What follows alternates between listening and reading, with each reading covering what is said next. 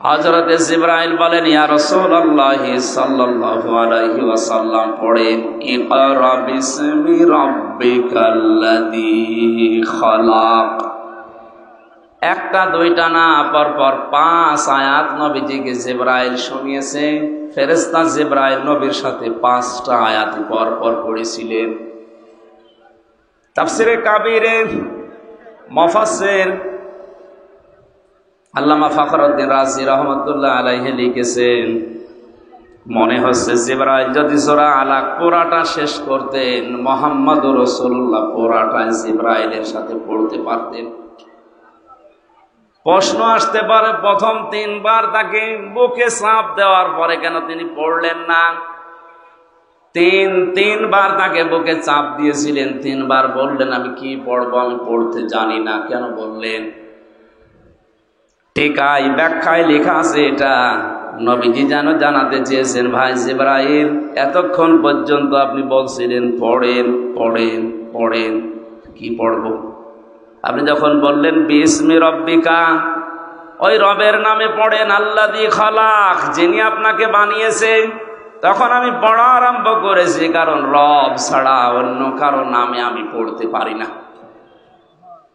রব ছাড়া কোনো নামে আমি পড়তেই পারি না, এটা আমার বিবেকে মেনে নেয় না। এটা দিয়ে বিশ্বনবী নবুয়ত পাওয়ার প্রথম দিন তার উম্মতদেরকে শিক্ষা দিতে চেয়েছিলেন, আমার উম্মতেরা কিয়ামত পর্যন্ত যারা তোরা দুনিয়া একটা একটা করে যাবে, রব নাম ছাড়া অন্য কোনো নামে তোমরা পড়বা না। কারণ রবের নাম বাদ দিয়ে অন্য কোনো নামে যদি কেউ লেখাপড়া আরম্ভ করে, ওটা শিক্ষায় শিক্ষিত হয় মনে হচ্ছে, কিন্তু দেখতে মনে হবে কাজ কারবারে লোকটা জানোয়ার হয়ে গেছে। কথার অর্থ বোঝার চেষ্টা করেন। আমি এই চোখে দেখেছি, বিশ্ববিদ্যালয়ে ক্লাস চলছে, ছাত্র শিক্ষককে জুতা দিয়ে পিটাচ্ছে আর বলছে শালা তোরে মেরেই ফেলবো। শিক্ষক শেষ পর্যন্ত হাত জোড় করে বলছে, বাবা আমারে ছেড়ে দিয়ে আর ক্লাস নেব না, না তোরে মেরে ফেলবো। তার আমি সিটের কথা বলেছিলাম, অমুকের সিট দিলি না, তোরে মেরেই ফেলবো। এটা ছাত্র, এটা কি? এটা ক্লাস চলছে একটা। আপনারা কি কবরস্থানে আছেন? মানে জীবিত মানুষের মতো জবাব দেবেন যে বললাম এটা কি? ছাত্র। বলেন। আমি চোখে এইটাও দেখেছি, শিক্ষক অজু করছে, ছাত্র পানি পায়ে ঢেলে দিচ্ছে, অথচ ছাত্রর বয়স, আগেরটার বয়স 24 বছর আর পরেরটার বয়স 7 বছর। ছাত্র তো দুইটাই, ওইটাও ছাত্র এইটাও ছাত্র। এটা কোরআনের স্পর্শ পাওয়ার কারণে এখনো কোরআন পড়তেই পারে না, কেবল বিসমিল্লাহির রহমানির রহিম বলে কোরআন আরম্ভ করেছে।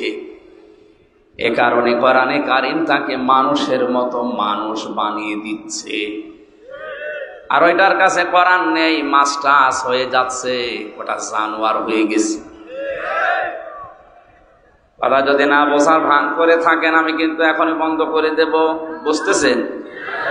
কোরআন মানুষকে কোন জায়গায় পৌঁছিয়ে দেয়, আর কোরআন না থাকলে মানুষ কোথায় পৌঁছায়? বিশ্বনবীকে এই জন্যে আল্লাহ পাক জানিয়েছেন, হে নবী আপনি পড়েন, কিন্তু আপনার রবের নামে পড়েন। নবীজি উম্মতদেরকে এইটাই শিক্ষা দিয়েছিলেন যে পড়তে চাও, হে জিবরাইল আমি প্রথমেই যদি জানতাম যে রবের নামে পড়া লাগবে, তোমারে 3 বার বলা লাগতো না, আমি প্রথমে আরম্ভ করে দিতাম। তুমি প্রথমেই খালি বলেছো ইকরা ইকরা ইকরা, পড়ো। তো কি পড়বো? তুমি তো নাম বলবা যে রবের নামে পড়ো। এদেশের যারা শিক্ষা ব্যবস্থায় আছেন, এই তাফসীর মাহফিল থেকে 18 কোটি মুসলমানের পক্ষ নিয়ে আমি আমির হামজা বলছি, যারা দায়িত্বে আছেন আল্লাহর নামে পড়ার ব্যবস্থা আরম্ভ করেন, তাহলে মানুষ হব আমরা। আল্লাহর নাম বাদ দিয়ে ওই বানরের নাম নিয়ে, সিম্পাতির নাম নিয়ে, সিম্পাজির নাম নিয়ে যদি পড়া আরম্ভ হয়, শিক্ষিত হবে কিন্তু মানুষ হবে না, জানোয়ার হয়ে যাবে। বলেন তো, যে ছেলেটা মাস্টার্স পাস করার পর কয়েকদিন বিসিএস পরীক্ষা দিয়ে টিকবে, এরপরে দুনিয়ার কোন চেয়ারে বসবে, এই লোকটা, যে লোকটা ক্লাসে স্যান্ডেল দিয়ে শিক্ষক পিটাতে পারে, একটা সিট দেয়নি এই কারণে, সে লোকটা যদি কোনো চেয়ার পায়, ও কি করবে? চেয়ারের অবস্থা বলেন।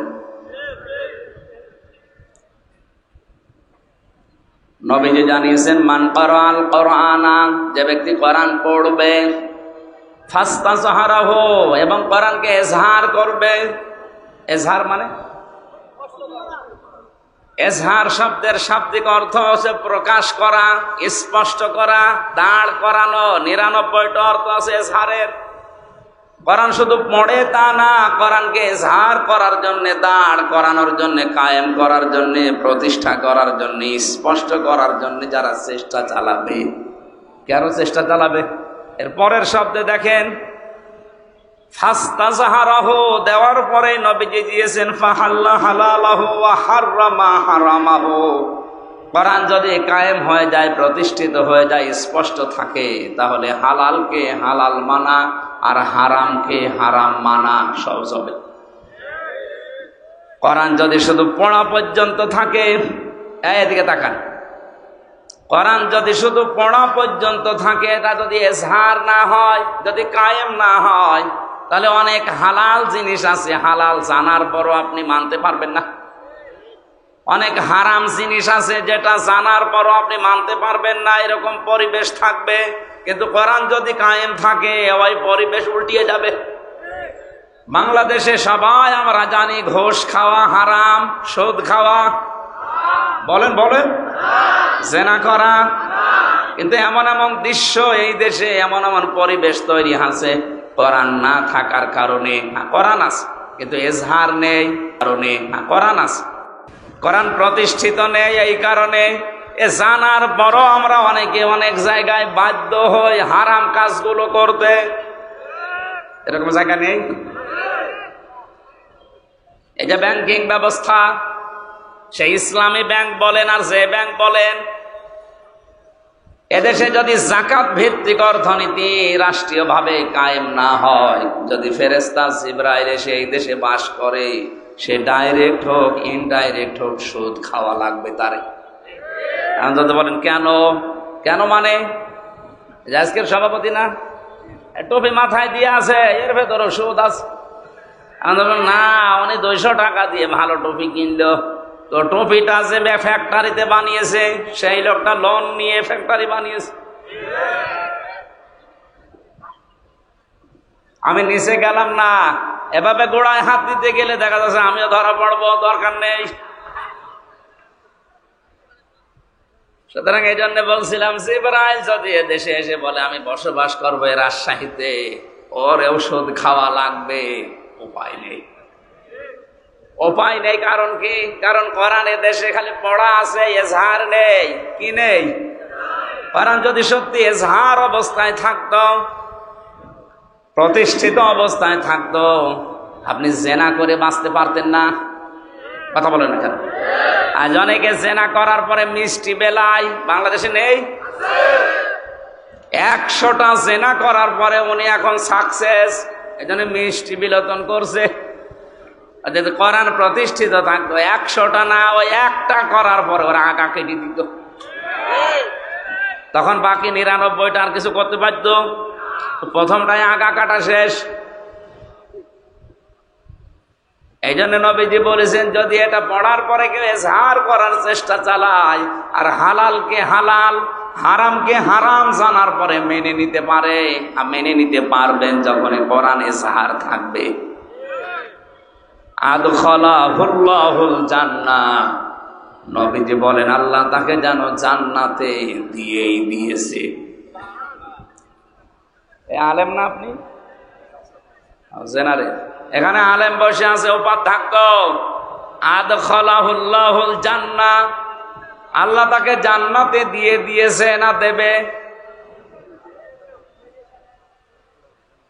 এটা মাসি আদখালা ইয়াদখিলু, তার মানে আপনাকে আল্লাহ জান্নাতে দিয়েই দিয়েছে। অতীতের শব্দ। প্রশ্ন আসতে পারে, এখনো তো মরলাম না, জান্নাতে গেলাম কি করে? তার মানে সত্যিই যদি আপনি কোরআন পড়ার মতো পড়েন, এই যে মান করাল কোরআনা, যে ব্যক্তি কোরআনকে পড়েছে, এখন করা কি ওরা কোরআন পড়ার ব্যাপারে আল্লাহ পাক তিনটা শব্দ কোরআনে দিয়েছেন, করা, রতালা, তালাওয়া। এই তিনটা শব্দের অর্থই হচ্ছে শুধু পড়া না, শুদ্ধ করে পড়া, ওর মানে বা অর্থ বোঝা, ওখান থেকে প্রাপ্ত জ্ঞানের ওপরে প্র্যাকটিক্যাল লাইফে সেট করা। 4 নম্বরে ওই জ্ঞানটা মানুষের কাছে পৌঁছিয়ে ওটা মানার ব্যবস্থা করে দেওয়া। তাহলে ব্যক্তি কোরআন পড়ে, তার ভেতরে কয়টা জিনিস পেলাম? 4টা। বলেন বলেন, আরো জোরে বলেন। 1 নম্বরে কোরআন পড়তে হবে কি করে? শুদ্ধ। আরো জোরে বলেন বলেন। শুধু শুদ্ধ করে পড়লে হচ্ছে না, ওটার মানে অর্থ বুঝতে হবে। বাংলাদেশের 100 জনের 95 জন মানুষ কোরআন শরীফ পড়তে পারে না শুদ্ধ করে। আর অর্থ বোঝা এটা তো বাদই দিলাম। এখানে শুধু উপাধ্যক্ষ সাহেব আর মাওলানা আব্দুল কায়েম বাদ দিয়ে একটা মানুষকে দেখান তো যে পড়া কোরআনের অর্থ একটা একটা করে বলতে পারবে। অথচ অনেক কামেল পাশ মাওলানা আমরা বসে আছি। গিরিশচন্দ্র সেনের নাম শুনেছি আমরা, নরসিংদী বাড়ি, বেটা হিন্দু মানুষ। পড়া কোরআন শরীফ পড়া না, পড়া কোরআনের অর্থ, ব্যাখ্যা, এমনকি তাফসির লিখেছে এই লোকটা। আমি বিশ্ববিদ্যালয়ে থাকাকালীন ওর লিখিত একটা তাফসির পেয়েছিলাম, লেখক হচ্ছে গিরিশচন্দ্র সেন ভাই। বলেন, একটা হিন্দু মানুষ। আমরা যেখানে কোরআনের 5টা অর্থ করতে পারি না, আর ওর প্রতিটি শব্দের, এক একটা শব্দের কমপক্ষে 33টার ওপরে অর্থ মুখস্থ ছিল, নয়তো তাফসীর লিখতে পারতো না। কোরআনে এমন এমন শব্দ আছে যে শব্দ একটা অর্থ না, একাধিক অর্থ আছে। যেখানে যে অর্থ সেট হয় ওখানে ওই অর্থ আপনাকে বলা লাগবে। তাড়াতাড়ি বসো। এখানে কোরআনে কারীম নবীজি শব্দ দিয়ে যে বললেন মান করাল কোরআনা, যে ব্যক্তি কোরআন পড়ে, পড়ার ভেতরে অর্থ কয়টা পেলাম? শুদ্ধ করে পড়া, বুঝতে পারা, ওর উপরে নিজে কাজ করা, ওইটা মানুষকে পৌঁছিয়ে মানানোর ব্যবস্থা করে দেওয়া। এইভাবে যদি আজ বাংলাদেশের 96% মুসলমানেরা সত্যিই কোরআন পড়তো, আর এটা এজহার করার জন্য যদি 96% মানুষই চেষ্টা চালাতো, তাহলে হালালকে হালাল জানা আর হারামকে হারাম জানার পরে মেনে নেওয়া সহজ হতো না কঠিন হতো? পানির মতো হয়ে যেত। আজ আমরা এগুলো করি না, অনেকে শুধু পড়ার লাইনে আছি, এটা বোঝার মতো মন মানসিকতা নেই, মানবে সে চেষ্টায় তো নেই। এটা যে মানুষকে মানাতে হবে এই চেষ্টাও আমাদের নেই।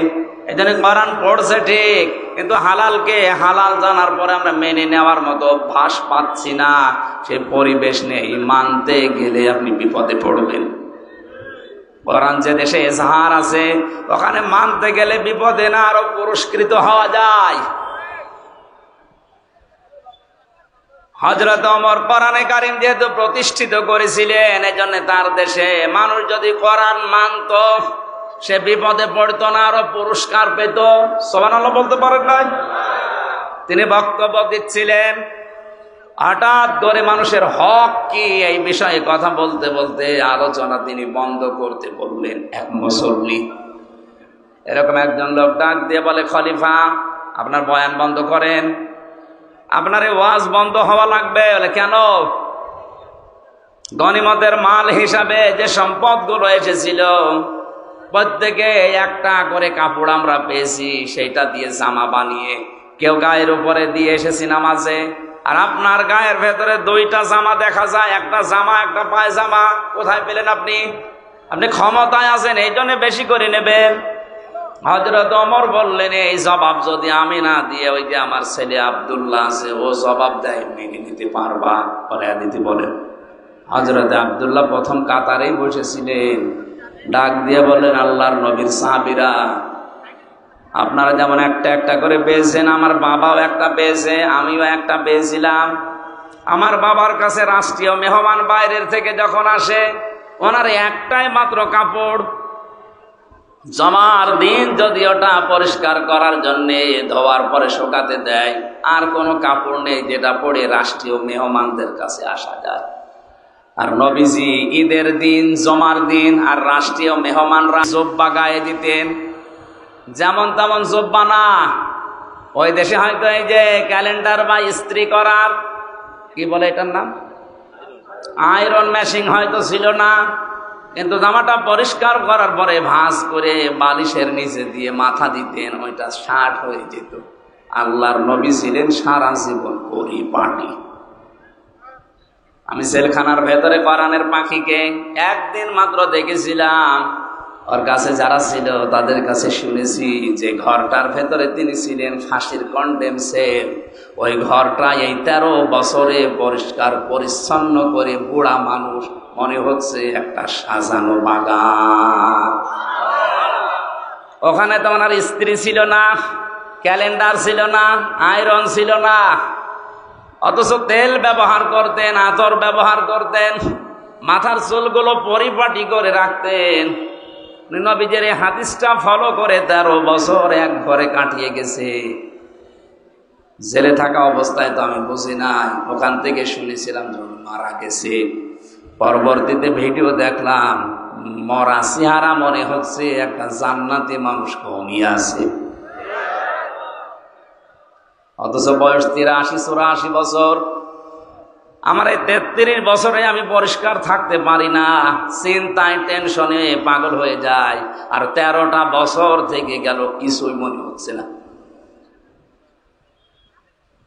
বলে এখান থেকে একটা মাসলা শিখলাম, জমার দিন, ঈদের দিন আর বিদেশি কোনো অনুষ্ঠানে মেহমানরা যদি আসে, ওই রকম একটা জাঁকজমকপূর্ণ অনুষ্ঠানে যেতে হলে কি গায়ে দেওয়া লাগে?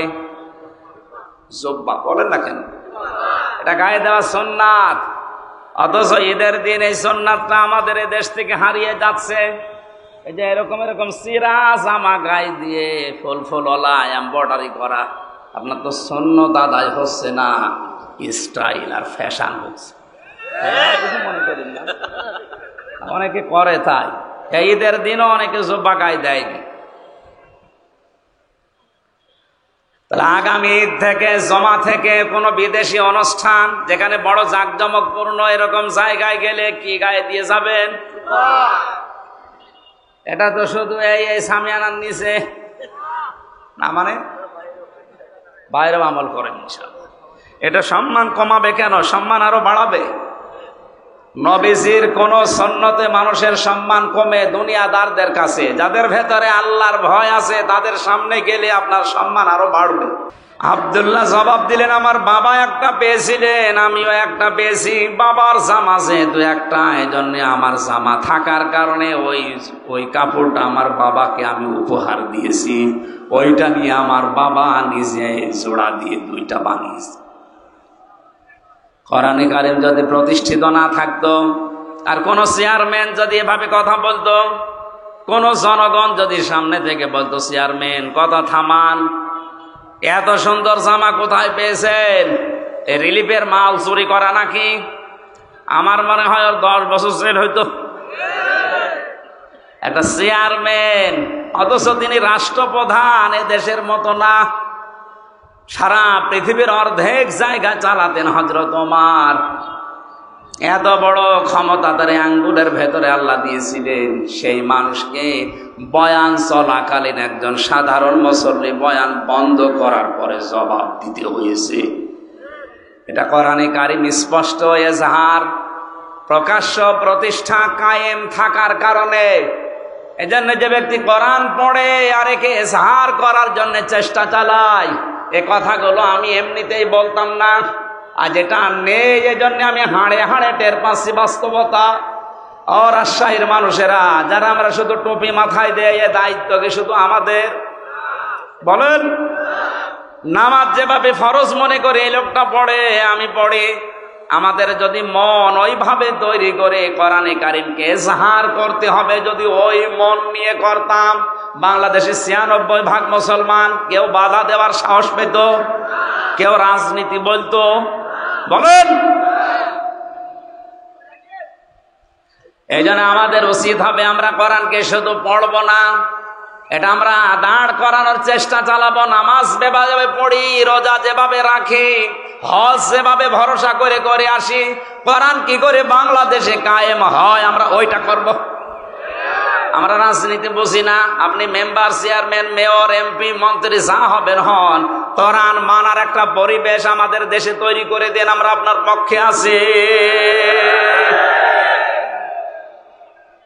এটা যদি রাজনীতি মনে করেন করেন, কারণ আমরা কোরআনের খাদেম, কর্মী, কামলা যাই বলেন, মরণের আগ পর্যন্ত আমি চেষ্টা করেই যাব, কারণ আমি বেতন চাই।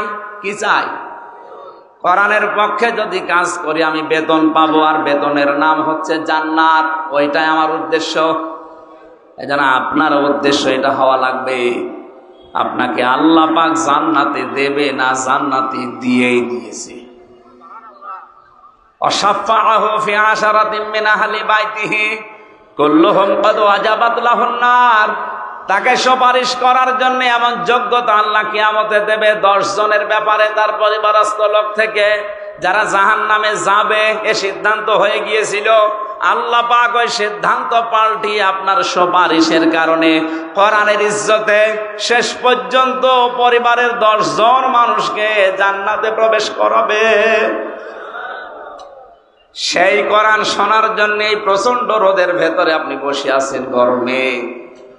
আল্লাহ পাক যেন এই হাদিসটা আমাদের প্র্যাকটিক্যাল লাইফে আমল করার তৌফিক দেন, বলেন আমিন।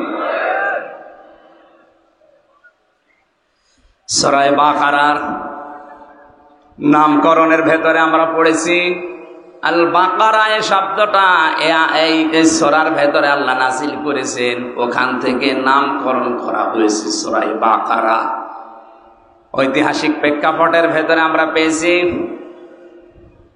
একটা লোক নিজের চাচাতো বোনকে ফাঁসাতে গিয়ে চাচাকে হত্যা করার পর তার বাড়ির নিজেদের শত্রুপক্ষের বাড়ির সামনে লাশটা রাতের বেলা রেখে এসে দোষ চাপিয়েছে তাদের উপরে। হযরত মুসা আলাইহিস সালামের কাছে তারা সবাই মিলে গেছে, বিচার করে দেন। হযরত মুসা প্রথম যে কথাগুলো বলেছিল ওরা হাসির তামাশায় উড়িয়ে দিয়েছে। তিনি প্রথমে বলেছিলেন গরু জবাই করো, এটা যদি জবাই করে তারা ফেলতো তাহলে আর প্রশ্ন আসতো না। গরু জবাই করো বলার পরে ওরা এটাকে হাসি মনে করে বলছে গরু জবাই করব। এ গরুর কালার কেমন হবে, এ গরুর বয়স কেমন হবে। আল্লাহ রাব্বুল আলামিন তাদের এই কথা শোনার পরে, অবান্তর প্রশ্নগুলো করার পরে এমন শর্ত জুড়ে দিয়েছে শেষ পর্যন্ত গরু পাওয়া যায় না। এখানে একটা মাসলা বের হয়, আলেমদের কাছে কোনো কিছু জিজ্ঞাসা করার পরে যদি সহজভাবে জবাব দিয়ে দেয়, বারবার আপনি পেঁচাবেন না। কথা বুঝতেছেন? বারবার যদি পেঁচাতে থাকেন ওইটা কিন্তু কঠিন হয়ে যাবে। এখানে তালাকের একটা মাসলা এসেছিল আজকে। যেহেতু 2টা মত আছে, 4 ইমাম এক মত দিয়েছে, অন্যান্য ইমামরা আর একটা মতে আছে। হ্যাঁ, ওই মত আমরা মানি না, কিন্তু শ্রদ্ধা করি। আহলে সুন্নাত আল জামাত আমরা যারা মেনে চলি, অনুসারী যারা, তারা জানি বা বুঝি বা এই ফতোয়াই দেয় যে এক জায়গায় 3 তালাক দিলে তালাক হয়ে যাবে, সে রাগের মাথায় দেন আর এমনিতে দেন। অন্যান্য ইমাম যারা ফেকার আছে তারা বলেছে না, বিশেষ করে আহলে হাদিস দাবি করে যারা, সালাফদেরকে মেনে চলে, কথা যারা বলে, ওনারা সে মত মানে। ওনারা বলতে চায় এক জায়গায় 100 বার দিলে, এমনকি 29 দিন 30 দিন যদি একাধারে কেউ তালাক তালাক তালাক বলতেই থাকে, পুরা 30 দিন মিলে হবে একটা। এটা একটা মত আছে, আপনি মানলে ওটা মানে অসুবিধা। আহলে সুন্নাত ওয়াল জামাতের মত 4 ইমামের, যে এক জায়গায় যদি রাগের মাথায় আর আনন্দে যেভাবেই হোক 3 বার কেউ বলে, ওর বউ তালাক হয়ে যাবে। আমার মাসলা বলার উদ্দেশ্য না এখানে, উদ্দেশ্য আছে কোনো বিষয় জানার পরে আপনার যেটা সহজ হয় এটা আপনি মেনে নিয়ে জীবন চালান, অসুবিধা নেই, কিন্তু বারবার আপনি পেঁচাবেন না কোনো জিনিস। মুসা নবীর জামানায় এই লোকগুলো বারবার পেঁচিয়েছে। প্রথমে যদি গরুটা জবাই করতো তাহলে মিটে যেত ছাতা। বারবার বলছে গরুর বয়স কেমন হবে, রং কেমন হবে, এ গরু কি খাবে, বারবার প্রশ্ন করার পরে মুসা নবী আল্লাহকে বলে, আল্লাহ একটা একটা করে কঠিন জিনিস দেয়। শেষে বলেছে গরু বয়স হবে মাঝারি, রং হবে হালকা হলুদ। ও খুঁজেই পাওয়া যায় না শেষ পর্যন্ত। পাওয়া তো গেছে এক বুড়ির গরু পাওয়া গেছে। সবাই টাকা পয়সা কালেকশন করে গরুটা জবাই করার পরে যখন গোশতটা ওই মৃত মানুষের লাশের উপরে লাগিয়েছে, মৃত মানুষ থেকে কথা বের হয়েছে, হ্যাঁ আমাকে হত্যা করেছে আমার নিজের আপন ভাইয়ের ছেলে, আমার ভাতিজা। শত্রুপক্ষকে ঘায়েল করার জন্য, তাদেরকে দুর্বল করার জন্য এই কাজ করেছে। আপনি এখান থেকে কি বুঝলেন? শুধু ঘটনা শুনে হা করে আছেন কেন? কিছু নিয়ে যাওয়া লাগবে এখান থেকে। নিজে অন্যায় করার পর নিরপরাধ কোন ব্যক্তি, কোন জাতি, কোন গোষ্ঠী, কোন দলের উপরে দোষটা যদি চাপিয়ে দেন, আজ হোক কাল হোক, ওইটা কিন্তু প্রকাশ হবে। যদিও এই দেশে হয় না। 2 দিন আগে সিএম কাদেরের বক্তব্য শোনেননি?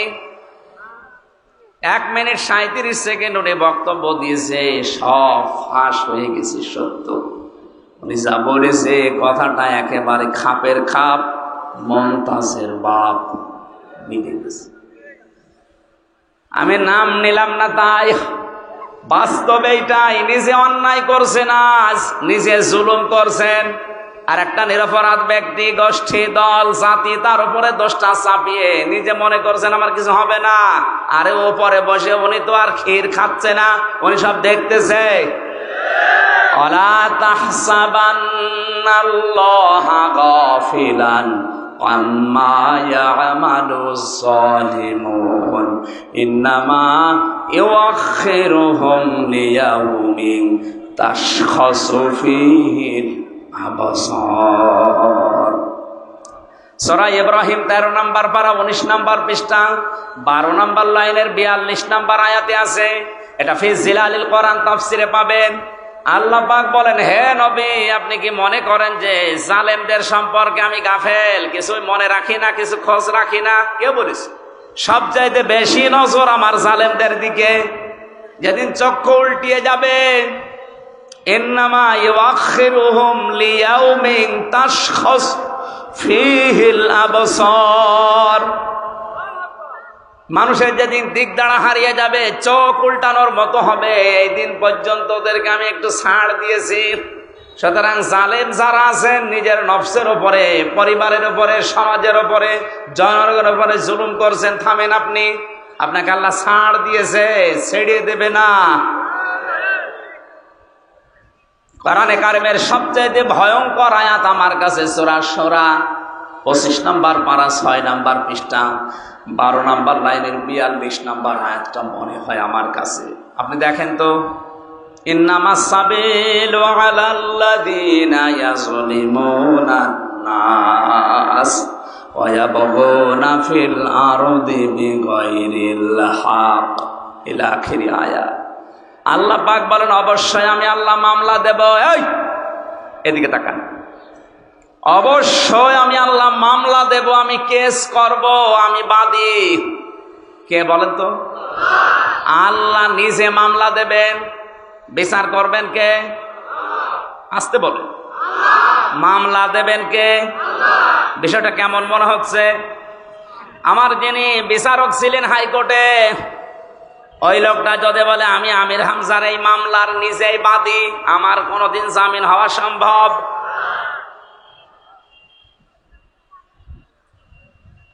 আরে ভাই, আমি তো 3 বছর থেকে আসলাম অন্য কারণে। আমার যদি এরকম কোন সাধারণ মানুষ মামলার বাদী হইতো, ওর মুখ বন্ধ করার জন্য 5 লাখ 10 লাখ 50 লাখ টাকা মুখের উপরে মেরে মুখটা বন্ধ করে দিতাম। থাক, মামলার বাদী তো এরকম সলিমদ্দি কলিমদ্দি না। মামলার বাদী একেবারে সরাসরি জিবরাইল। এজন্য ওরে টাকা খাওয়িয়ে কাজ নেই। মামলার বাদী যত বড় হয়, বিচার তত ঝামেলা। কি আজকে বাংলাদেশে কারো বিরুদ্ধে যদি প্রধানমন্ত্রী নিজে মামলা করে, ওইটা তো ছোটখাটো। হ্যাঁ, আল্লাহ বলেন আমি মামলার বাদী। কাদের? ইয়াজলিমুনা নাস, ইয়াজলিমুনা এটা মোজারে, বর্তমান ভবিষ্যৎ, প্রেজেন্ট ফিউচার। এখানে ইয়াজলিমুন আল মুসলিমুনা নেই, ইয়াজলিমুনা নাস। যারা মানুষ হয়ে মানুষের উপরে জুলুম করে, তাদের অধিকার নষ্ট করে, আল্লাহ বলেন আমি নিজে তাদের মামলার বাদী, আমি নিজে মামলা করব। বাংলাদেশে আয়াতটা মিলিয়ে দেখেন, 100 জনের আমার মনে হয় 95 জন এখন আল্লাহর মামলার আসামি। আমরাও। আমার তো আয়াতটা পড়ার পরে ভয় হচ্ছে, এটা আল্লাহবাদী কেস। এখানে যদি পুলিশ এসে কোনো কাজ করে, আপনি যদি বাধা দেন, তাহলে কেস হবে পুলিশবাদী কেস। এই কথা বলছে না কেন? আল্লাহর কাছে বাধা এটা, কারণ মানুষ আল্লাহর, এই মানুষের উপরে জুলুম করলে মামলা দেবে কে? এটা কি বাদী কেস? আল্লাহবাদী কেস। কি বাদী? বাংলাদেশে আজ হাজার হাজার মানুষ এখন আল্লাহবাদী কেসের আসামি। বিচারপতি যদি বলে আমি তোর মামলার বাদী, তুই আর জামিন কিয়ামতের আগে পাবি না, আল্লাহ নিজে মামলার বাদী। বলেন আপনাকে কোন বাবা জামিন দেবে? বলেন।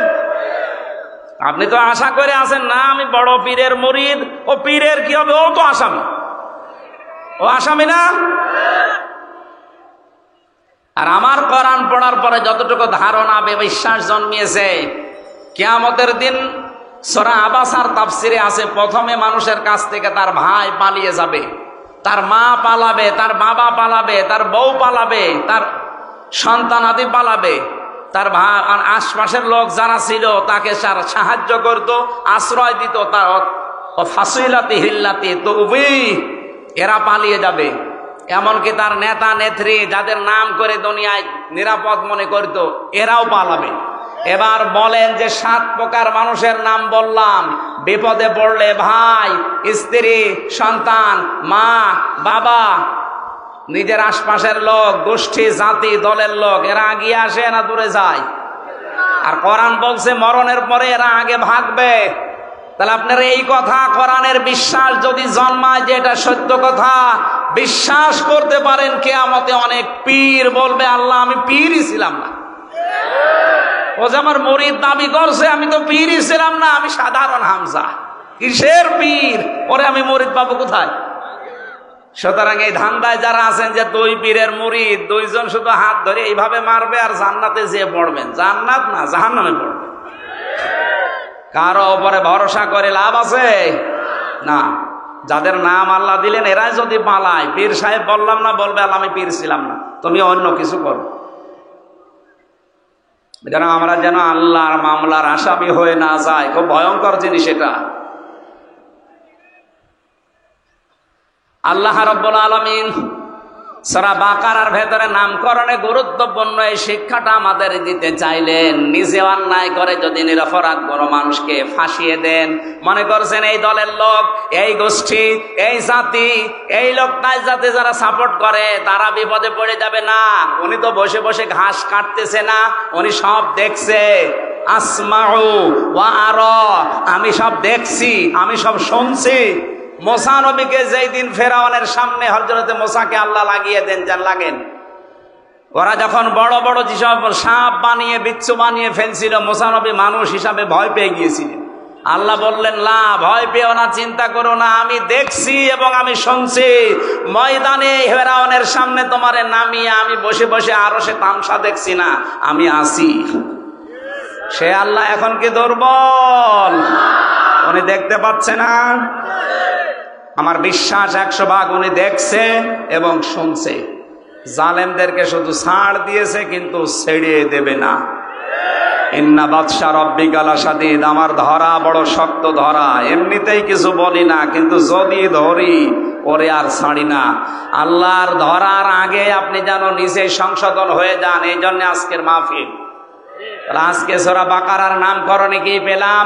নিজে অন্যায় কাজ করে কোন নিরপরাধ ব্যক্তি, গোষ্ঠী, জাতি, দলের উপরে যদি চাপিয়ে নিজে মনে করেন আমি নিরাপদ হয়ে গেলাম, পারবেন না। যে কোনো কায়দায় সত্যের কাঁটি নড়বেই, আপনাকে আল্লাহ ধরাবেই।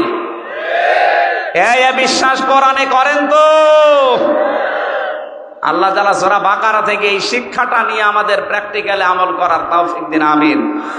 190 নম্বর আয়াত থেকে আমরা পড়েছি, আল্লাহ রাব্বুল আলামিন বলেন কাতিলু, তোমরা লড়াই করো। শব্দটা শুনলে যেন মনে হচ্ছে আল্লাহ মনে হয় মারামারির পক্ষে। হ্যাঁ, কে আপনি জিজ্ঞেস করেন তো, যারা বাংলা পড়তে পারে বলেন কাতিলু, তোমরা সবাই মিলে লড়াই করো। কাতালা ইউকাতিলু মুকাতালাতান, এটা ভাবে মুফাআলা, এর বাংলা অর্থ হচ্ছে পরস্পর লড়াই করা, পরস্পর মুখোমুখি লড়াই করা, মারামারি করা। তাহলে আল্লাহ মারামারির পক্ষে। ফালাম তাকতুলুহুম ওয়ালাকিন্নাল্লাহা কাতালাহুম, সূরা আনফালের ভেতরে আল্লাহ জানিয়েছেন, এরা 17 নম্বর আয়াত, হে নবী আপনি তো ওই কাফেরদেরকে হত্যা করেননি, বরং আমি আল্লাহ নিজে তাদেরকে হত্যা করেছি। অমা রমাইতা ইয রমাইতা ওয়ালাকিন্নাল্লাহা রমা,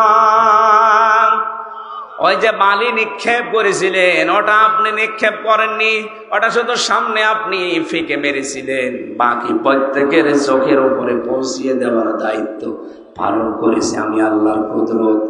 এ সমস্ত আয়াতগুলো দ্বারা বোঝা যায় আল্লাহ মারামারির পক্ষে। কেন এই শব্দটা দিয়ে আল্লাহ আয়াত শুরু করলেন? বিশ্বে যদি আপনি শক্ত হতে দাঁড়াতে না পারেন, সামর্থ্য যদি তৈরি করতে না পারেন, বিড়াল পর্যন্ত আপনার দিকে বড় চোখ করে তাকাবে।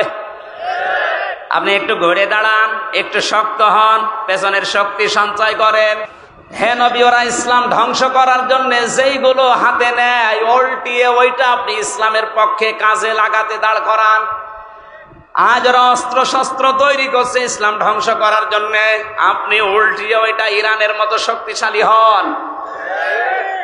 আজ ইরানের মতো যদি ওরা যাই করুক না কেন, যে মুসলিম ওদের বলেন, ইরানের মতো যদি বিশ্বের 57টা মুসলমান রাষ্ট্র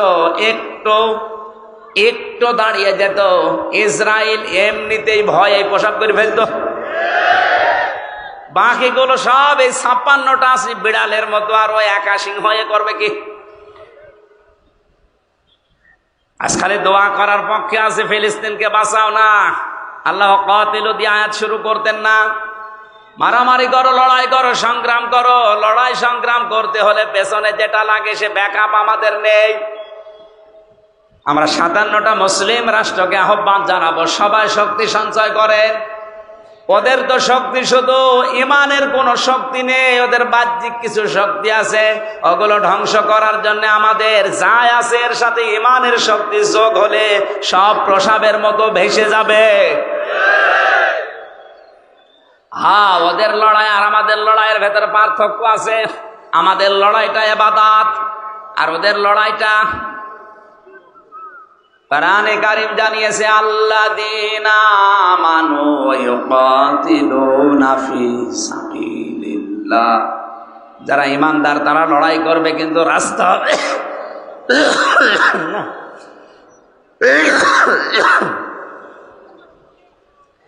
ধোলা ঢুকতেছে তো আমার এমনিতেই অ্যালার্জি সমস্যা, ধোলা আসলে কাশি।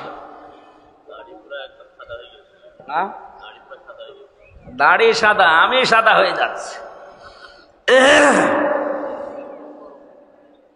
দিনের বেলায় আর মাহফিল নেবেন না ভাই, এই গরমের সময় অন্তত।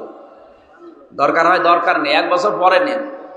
যে গরু দিয়ে চাষ করে খাবে না, গরুই যদি মরি যায়, চাষ করবেন কিন্তু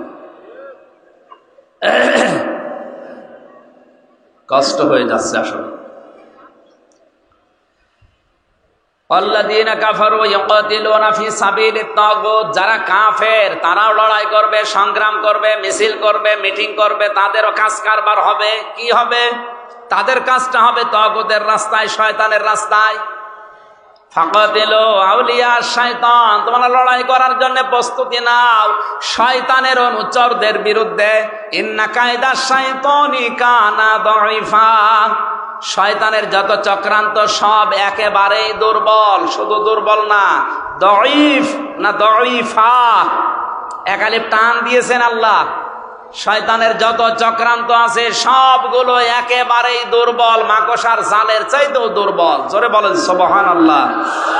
আজ ফিলিস্তিনদের পক্ষে শুধু দোয়া করা না, মুসলমানদের আহ্বান জানাবো, যদি ঈমান নিয়ে মরতে চান, যেহেতু ইমানের 3টা স্তর আছে, অন্যায় দেখলে প্রথমে প্রতিবাদ জানানো হাত দিয়ে, এরপরে মুখ দিয়ে, এরপরে অন্তর দিয়ে।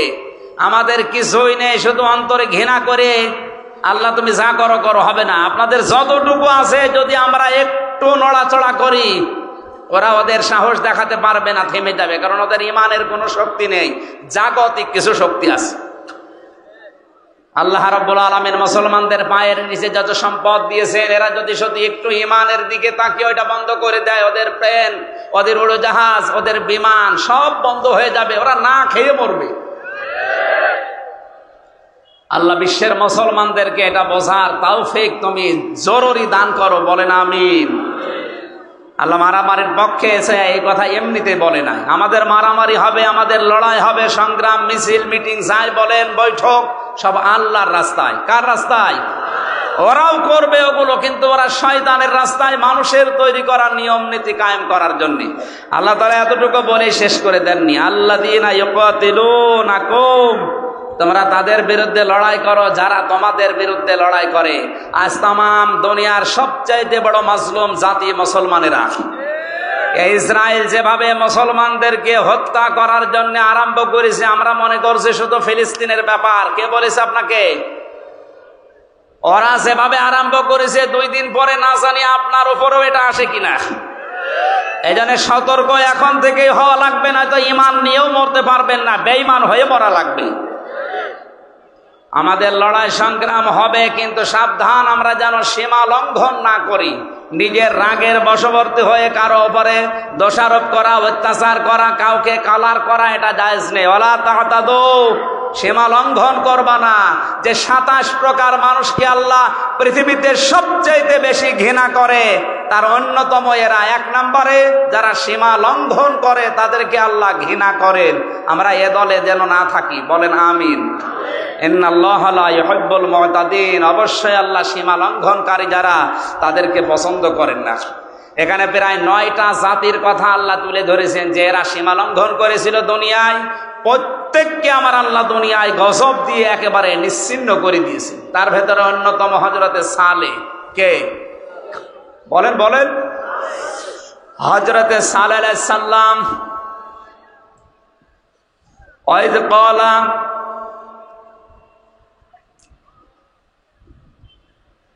কোরআনে কারিমের সূরা আনআমের আরাফের সূরা আরাফের ভেতরে আল্লাহ ঘোষণা দিয়েছেন তাদের বিরুদ্ধে।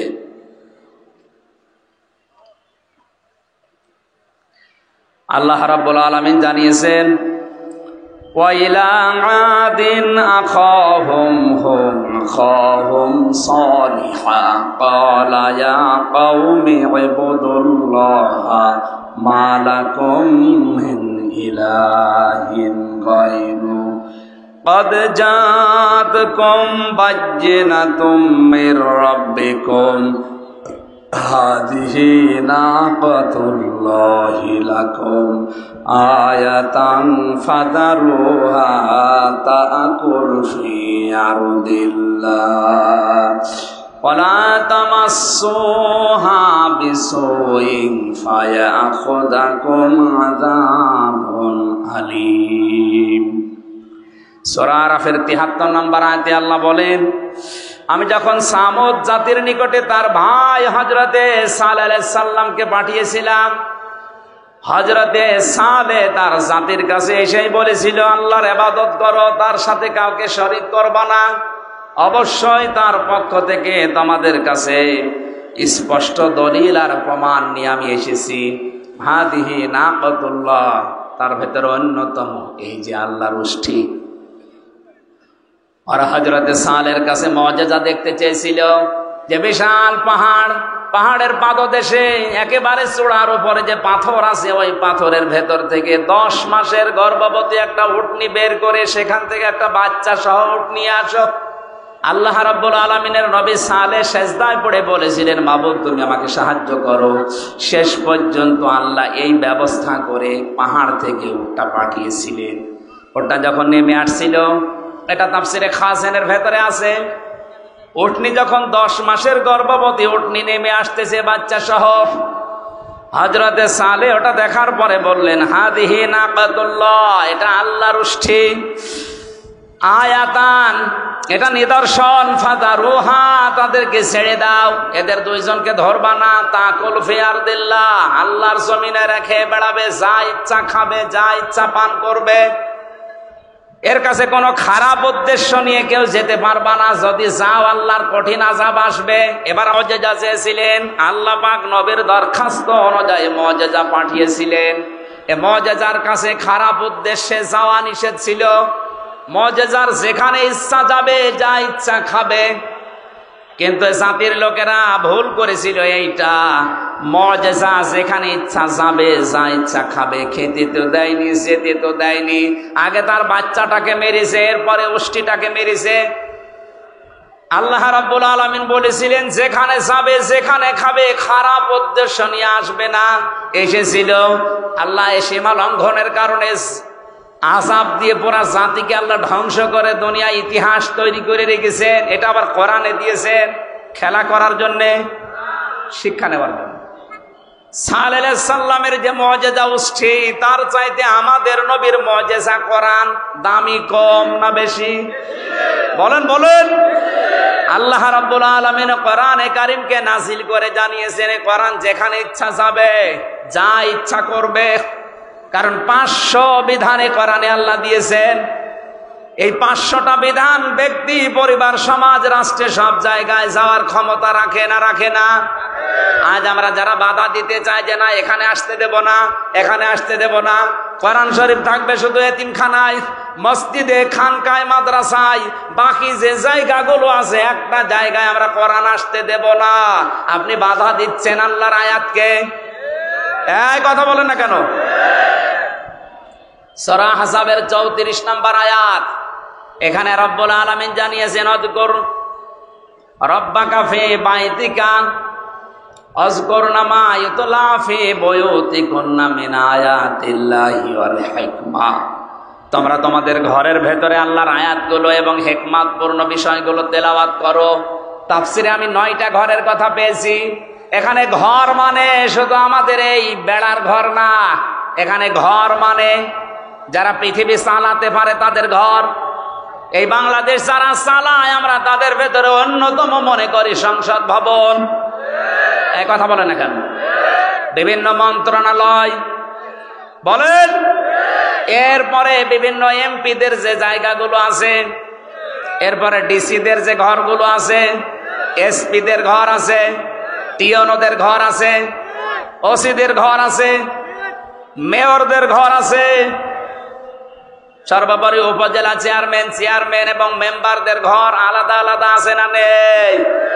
এই ঘরগুলোর ভেতরে যদি আল্লাহর আয়াতগুলো, তেলাওয়াতগুলো আর যদি বুঝে বুঝে এই 1634 জন মানুষ পড়তে পারত, এগুলো যদি প্র্যাকটিক্যালে সেট করে ফেলত, আল্লাহর আয়াত, আল্লাহর নিদর্শন যেখানে যাওয়ার ইচ্ছা ছিল সেখানে চলে যেত। আমরা আজ বাধা দিয়ে নিজেদের ক্ষতি করছি। ওরা যেমন সীমা লঙ্ঘন করে আল্লাহর আযাব নিয়ে এসেছিল, আমরা আল্লাহর আযাব এখন ডেকে নিয়ে আসতেছি। এই যে তাপদাহ চলতেছে তীব্র, 44 ডিগ্রি চলছে, 43 ডিগ্রি, 44 ডিগ্রি, এমনি না, সৌদি আরবে এত নেই। আমি তো কিছুদিন আগে সৌদি থেকে আসলাম, আমার 27 ডিগ্রি 28 ডিগ্রি চলছিল, আর এখানে চলছে 44 45। এটা কি রহমত না গজব? যাহারাল ফাসাদু ফিল বাররি ওয়াল বাহরি বিমা কাসাবাত আইদিন নাস লিইউযিবাহুম বা'দাল্লাযী আমিলু লাআল্লাহুম ইয়ারজিউন। সূরা নূরের 41 নম্বর আয়াত। আল্লাহ তাআলা বলেন, জলে স্থলে যে বিপর্যয়গুলো দেখতে পাও, একটা আমি পাঠাই না, সব তোমাদের হাতের কামাই করা। সুতরাং আজ এই প্রচন্ড গরম এবং এই দুবাই যে অবস্থা হয়েছে, বিমানবন্দর পর্যন্ত ভেসে চলে গেছে, কোটি কোটি টাকার গাড়ি সব আল্লাহ নষ্ট করে দিয়েছে। উনি যদি ইচ্ছা করে বাংলাদেশকেও দাবিয়ে দিতে কয়েকদিন লাগতে পারে নাকি? এটা শুধু মুখে বলেন, একটু বিশ্বাসে এনে বা ভেতরে ভয় তৈরি হয় না যে আল্লাহ আমাদেরকে তুমি তীব্র গরম যদি দিতে পারো, এ দেশটাকে 100 হাত মাটির নিচে ওই ডেড সি যেটা করেছিল লূত নবীর জামানায়, ওইটাও আল্লাহ করতে পারে না? কক্সবাজারের যে সমুদ্র সৈকত, যে পানির অবস্থা, আমার মনে হয় যদি 200 হাত উঁচু হয়ে পানি একবারে আসে, এ দেশ খুঁজে পাওয়া যাবে? আর আল্লাহ এখন ক্ষমতায় নেই, তাই আমরা বিশ্বাস করছি না। অনেক ক্ষমতায় থাকলে ঠিকই বিশ্বাস করতাম। আল্লাহ বলেন এগুলো কেন দেয় মাঝে মাঝে, যে প্রচন্ড গরম, দুবাইয়ের এই বিমানবন্দর উড়িয়ে দেওয়া এমনি দেয়নি, দিয়েছি এই কারণে মানুষ যেন একটু টের পায় যে তার হাতে কামাই করা বিষয়ের কি আযাব। এগুলো আমি মজা চাকতে দেই যেন ফিরে আসে, কিন্তু মানুষ তো ফিরে আসে না, ওদের বৃদ্ধি আরো বাড়ে, বলে এগুলো প্রাকৃতিক দুর্যোগ। প্রাকৃতিক দুর্যোগ বলে কিছু নেই, সব আমাদের হাতের কামাই করা বস্তু। আল্লাহর এই আয়াত, আল্লাহর নিদর্শন, এই মুজিজা কোরআন, যেখানে ইচ্ছা যাবে, যা ইচ্ছা খাবে, যেখানে ইচ্ছা ব্যবহার হবে, এগুলো আমরা করতে দেইনি। সালেহ আলাইহিস সালামের জামানায় উটকে যেমন ওরা ক্ষতি করেছিল, আমরাও আজ বিভিন্ন জায়গায় ডাইরেক্ট ইনডাইরেক্ট কোরআনের ক্ষতি করছি। আল্লাহ আমাদেরকেও আযাব পাঠাচ্ছে এই কারণে। আমরা কোরআনকে যেখানে যাওয়ার দরকার ওখানে পৌঁছিয়ে দেই, আমার জীবনও উন্নত হবে, দেশেরও সমৃদ্ধি বাড়বে। দ্বিতীয় নম্বরে আল্লাহ দিয়েছেন হযরতে সালেহ আলাইহিস সালামের পরে দিয়েছেন শুআয়ব আলাইহিস সালামের জামানার কিছু কথা।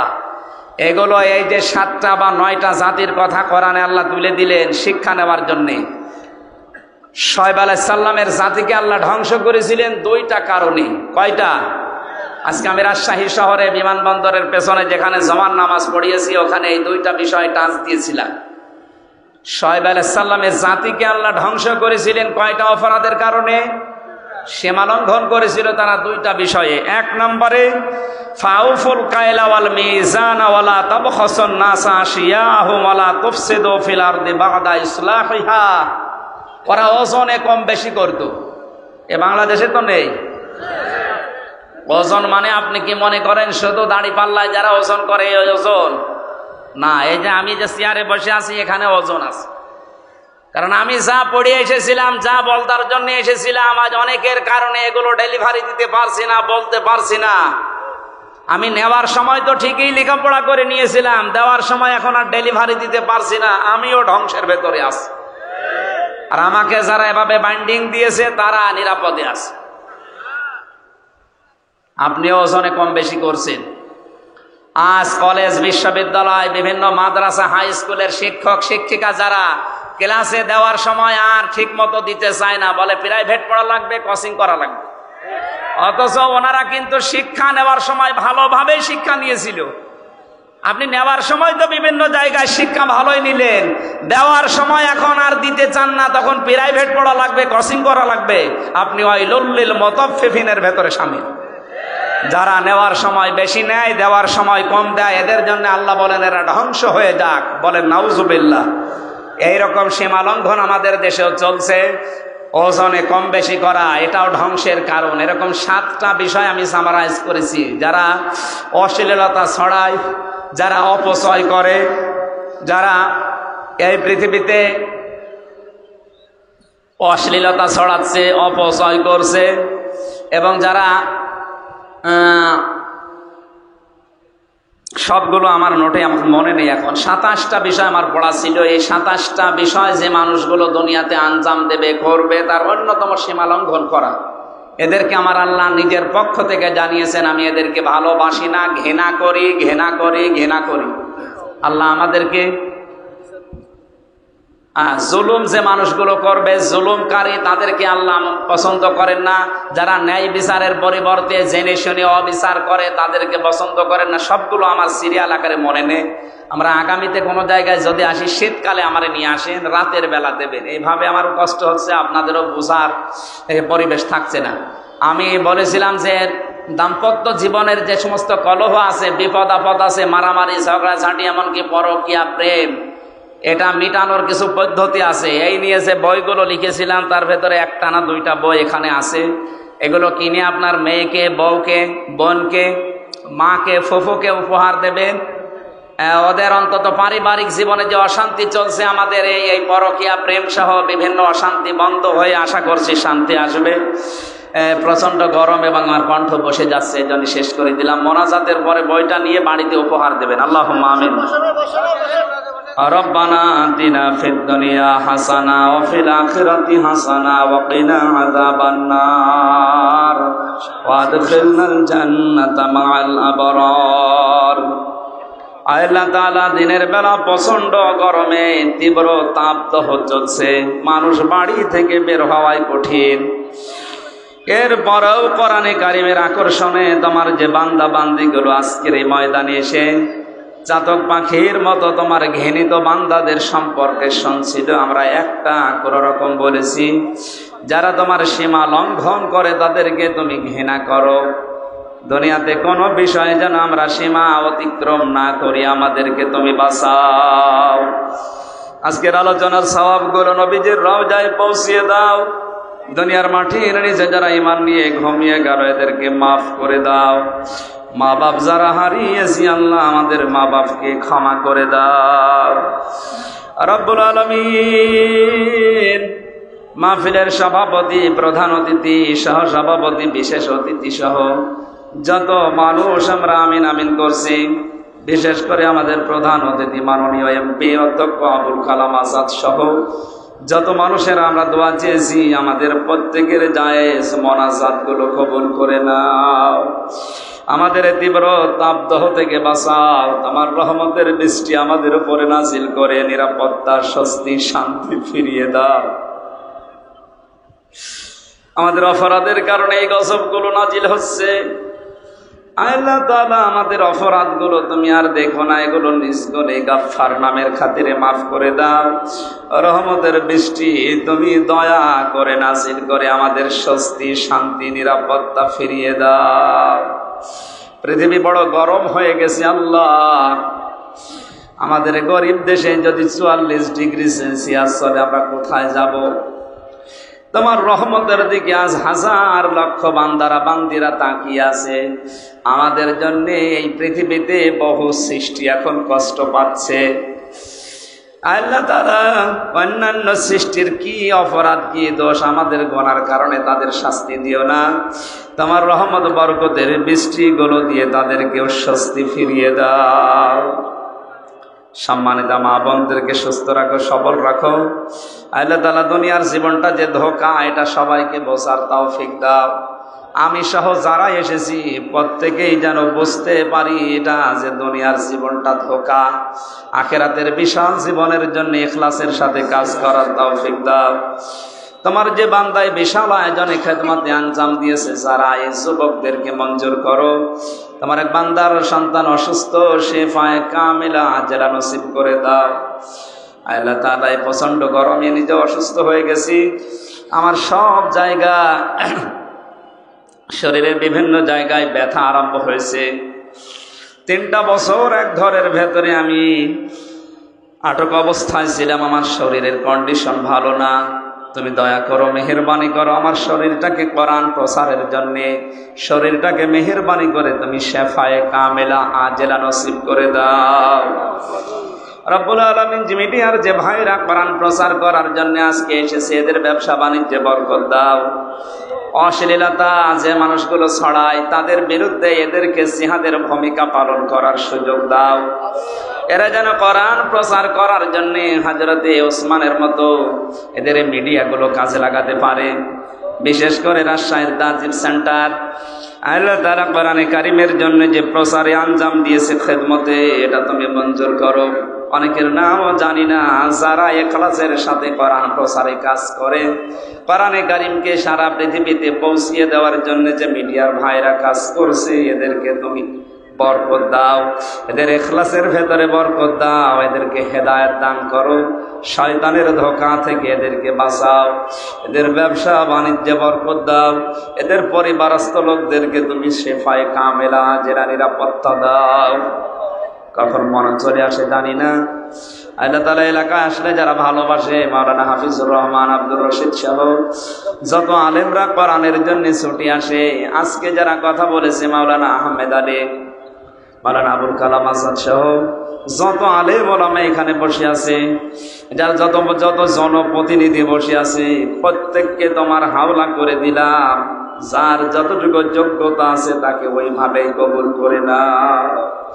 আমার ছোট্ট মেয়ে জান্নাত ফারিহা জান্নাত জান্নাতুল মাওয়াকে তুমি খাদিজার মতো, আয়েশার মতো, ফাতেমার মতো বানিয়ে দাও। রব্বানা হাবলানা মিন আজওয়াজিনা ওয়া যুররিয়াতিনা কুররাতা আয়ুনি ওয়াজআলনা লিল মুত্তাকিনা ইমামা। আল্লাহুম্মা ইন্নী আসআলুকা শাহাদাতান ফি সাবিলিক। সারা জীবনের দোয়া আমার আল্লাহ, তুমি সাধারণ ভাবে মরণ দিও না, শাহাদাতের মরণ দিও। জেলখানায় 3টা বছর আমি একই দোয়া করেছি, আল্লাহুম্মা ইন্নী আসআলুকা শাহাদাতান ফি সাবিলিক ওয়াজআল মাউতি ফি বালাদি রাসূলিক। আল্লাহ, আমি সাধারণ মরণ চাই না, শাহাদতের মরণ চাই। মেহেরবানি করে আমাদের সবাইকে তুমি শাহাদতের মরণ দিয়ে ধন্য করে দিও। কখন আজরাইল কার কাছে চলে আসে জানি না, যখনই আসবে তোমার ওই কালামটা আমাদের মুখে জারি করে দিও, লা ইলাহা ইল্লাল্লাহু মুহাম্মাদুর রাসূলুল্লাহ।